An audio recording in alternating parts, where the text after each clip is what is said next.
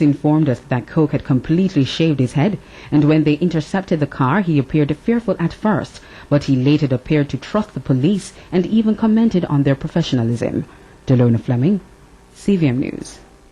Now, meanwhile, the police sought to provide details on Mr. Coke's capture at a hastily called press conference this evening. They weren't able to provide details on many of the burning questions needing answers, though. Dwayne Burbick was at the police commissioner's office and now joins us on set. Dwayne? Thank you, Janella. Thank you, Curlin. No, it was a brief press conference hastily called, as we mentioned, to confirm what many Jamaicans had been hearing all afternoon. Fugitive Christopher Dudus Coke is now in police custody.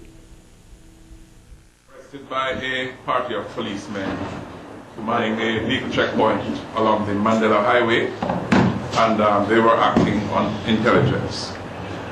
Coke is being held now in a secure facility. And there was very little else that the top cop would tell us. He didn't tell us whether or not other persons were captured along with Mr. Coke, and he definitely did say, though, that legal proceedings will begin immediately in days. Once we are able to settle on the issue of Director of Public Prosecutions, on where the hearings will be held, a court date will be set, and we anticipate that we can achieve that within 48 hours.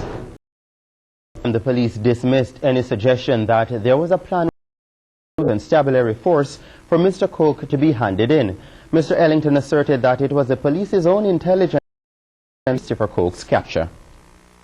Ask each individually if they were party to any discussion or agreement for the bypassing of the legal processes for Coke to be turned over to U.S. Marshals. Each officer responded in the negative. And the police say they have an interest in the Reverend Al Miller, who was with Coke at the time of his capture. The question was asked, though, if Reverend Miller was with Coke at the time of his arrest, why was he allowed to leave the scene? Here's Mr. Ellington's response. Policemen on the ground at the time allowed him to go. I'm investigating the reason why that was done.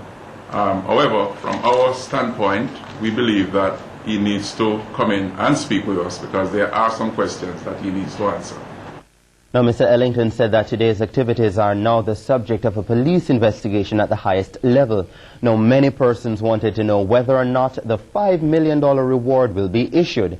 That, the Commissioner says, will form part of the intense investigation, along with a determination as to whether or not Mr. Coke will be charged locally in connection with damage to police stations and other state property during the May 24 operation. And as soon as those investigations have been completed, Mr. Ellington said we will be provided with an update. Now, members of the police force have also been placed on high alert, as the police say they are anticipating some amount of reprisal to Mr. Coke's capture. Curlin, Janella. Thanks, Dwayne. Meanwhile, as news of Coke's capture spread, our news team sought reactions from residents of his former stronghold of Tivoli Gardens. Interestingly, many capture relieved, they say, because they had found the controversial circumstances of his case. Kill him. But maybe if them it seemed they would kill him. So I'm prepared to give up himself. I don't feel good for them have the president still, but in a way I'm kind of glad. And why him do this so him do this for him people, because I'm sure them do it down here. Them have a way, them not talk about all the man have we as should. So now that the man who is widely known as the president in West Kingston is now in police custody, the residents believe it's now time for the security forces to exit their community. So them go home now and live in here now in peace. It's like all Jamaica, one and only president to Jamaica. Proceedings in the extradition case get underway. Tivoli residents